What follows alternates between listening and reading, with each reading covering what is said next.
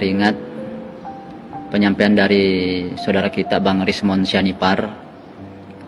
Beliau menyampaikan bahwa Polri itu tidak perlu lagi direformasi, tapi dibubarkan. Ya walaupun terkesan hiperbola, tapi menurut saya ya benar juga apa yang Bang Rismon sampaikan itu. Kenapa saya bilang begitu? Karena ya memang Polri itu bobrok, dan bobroknya itu dimulai dari tempat yang parah. Bobroknya dimulai dari hatinya, hati. Yang saya masukkan adalah Propam Polri. Itu. Kenapa saya bilang begitu? Saya Kombes Pol Heri Susanto mengalami sendiri. Kasus saya direkayasa. Tidak ada yang disakiti, tidak ada yang saya rugikan, tidak ada yang melapor. Tiba-tiba saya dimasukkan ke sel Patsus selama 5 hari 4 malam. Di Propam Mabes saya dimasukkan lagi ke sel selama 30 hari. Jadi sebetulnya juga penahanan saya ini melewati batas ketentuan. Saya heran nih kok sampai separah ini gitu. Kemudian dalam proses penahanan saya ini saya sempat dikeluarkan untuk saya diambil sampel rambutnya. Sampai kepala saya pita ini diambil sampai seakar-akarnya, ditarik. Itu. Mungkin saya diduga pemakai narkoba atau obat-obatan terlarang. Selama saya di sel, entah di Polda Gorontalo, juga di Propam Mabes, itu keluarga saya tidak pernah diberitahu. Dan saya pun tidak diberi kesempatan untuk memberitahu, menelpon keluarga saya. Jadi tanpa angin tanpa hujan saya diperlakukan seperti itu. Terus saya keluar setelah 30 hari di sel Propam Mabes. Kalau nggak salah ingat tanggal 19 Februari itu saya di sidang etik. Nah di sidang etik itulah baru saya tahu bahwa yang memberatkan saya itu adalah saya disangka telah menyetubuhi anak di bawah umur. Astagfirullahaladzim. Itu. Dan lucunya lagi di para hakim sidang ini, itu mereka itu suasananya dari awal sidang itu dari pagi sampai maghrib, itu suasana mereka seakan-akan sudah menjudge saya bahwa saya yang salah. Jadi selama sidang itu berat sebelah gitu loh. Harusnya dalam sidang itu direkam lah selama jalannya sidangnya biar tahu. Jadi fakta-fakta yang ada itu yang seharusnya meringankan saya itu tidak diakomodir. Itu pembelaan dari pembela saya tidak direken. Lucu. Nah, putusannya adalah saya diputuskan PTDH alias dipecat dari Polri. Bayangkan. Saya kaget lah. Ya udah, akhirnya saya banding.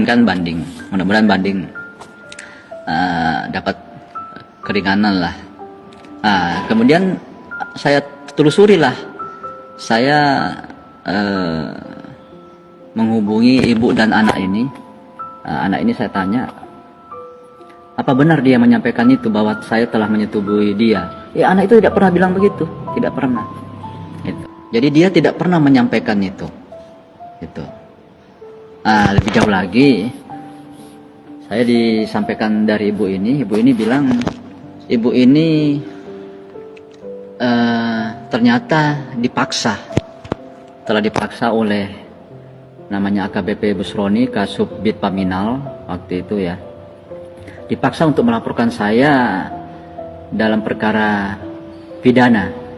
Tapi alhamdulillah ibu ini tidak mau. Jadi ibu ini dipaksa dari mulai pagi sampai sore, dipaksa, dirayu, dibujuk untuk melaporkan saya tindak pidana. Alhamdulillah ibu ini tidak mau, bersikeras tidak mau. Dan bahkan lebih jauh, ibu ini akhirnya suatu saat membawa anaknya ke seorang bidan dan memeriksakan anak ini. Ibu ini bilang ternyata anaknya ini tidak apa-apa, baik-baik saja. Itu. Coba. Oke, berlanjut pada sidang banding. Sidang banding. Entah kapan ini sidang bandingnya berlangsung. Tiba-tiba pada bulan September saya diserahkan hasil sidang banding. Yang mana ternyata sidangnya itu bulan Agustus. Tidak ada info apa-apa. Gitu. Tidak ada info kepada saya, kepada atasan saya kapan sidang bandingnya. Tiba-tiba datang keputusan sidang banding yang tetap menyatakan saya dipecat di PTDH, pemberhentian tidak dengan hormat. Itu Kombes ini, Kombes Pol. Apakah ada kaitannya ya? Ini ada hubungannya Irjen Pol Yan Sutra ini dengan Wakapolda Gorontalo yang saat itu jadi Kapolda. Ini Wakapolda Gorontalo saat itu juga mengintimidasi saya. Itu Wakapolda waktu itu yang naik jadi Kapolda itu namanya waktu itu Brigjen Pol Puji Prasetyanto Hadi. Nah ini juga lucu juga ini beliau ini. Kalau tidak mau dikatakan zolim gitu kan, bukannya menegakkan kebenaran, keadilan, justru malah mengini saya juga, mengintimidasi saya. Padahal aduh lucu juga beliau. Saya sama-sama sering sholat di masjid sama beliau. Masa menzalimi saudara seimannya sendiri. Tapi entahlah. Konyolnya lagi coba saudara-saudaraku. Jadi saya dituduh menyetubui anak di bawah umur sehingga saya di PTDH. Konyolnya apa? Saya tidak pernah dibuatkan berita acara konfrontasi dengan anak ini. Itu tidak pernah dihadap-hadapkan gitu loh. Itu menanyakan kepada anak ini apakah benar saya telah melakukan itu pada dia. Di berita acara itu, saya berkali-kali melakukan. Terus tidak ada rekonstruksi. Tidak ada rekonstruksi. Berita acara rekonstruksi bagaimana saya melakukan. Tidak ada. Bayangkan polisi ini. Polisinya polisi. Tapi tidak profesional. Astagfirullah. Jadi hanya berita acara rekayasa. Berpedoman pada itu saya dipecat. Saudara-saudaraku. Ya begitulah. Saya kadang-kadang berpikir apa saya gara-gara saya tidak menghadap, tidak membawa sesuatu, apa saya tidak ada backing, gitulah berbagai hal dalam pikiran saya. Begitu mudahnya memecat seorang kombes tanpa bukti. Nah ini, jadi ya wajar rakyat marah. Kemarin rakyat marah, itu wajar. Karena memang sudah menyadari begitu bobroknya Polri.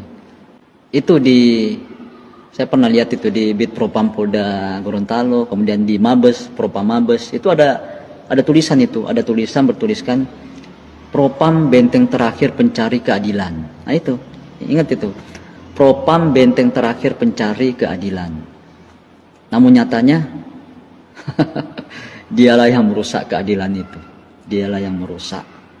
Jadi jangan heran kalau rakyat itu dizolimi oleh oknum di Polri, ya karena hatinya Polri aja begitu.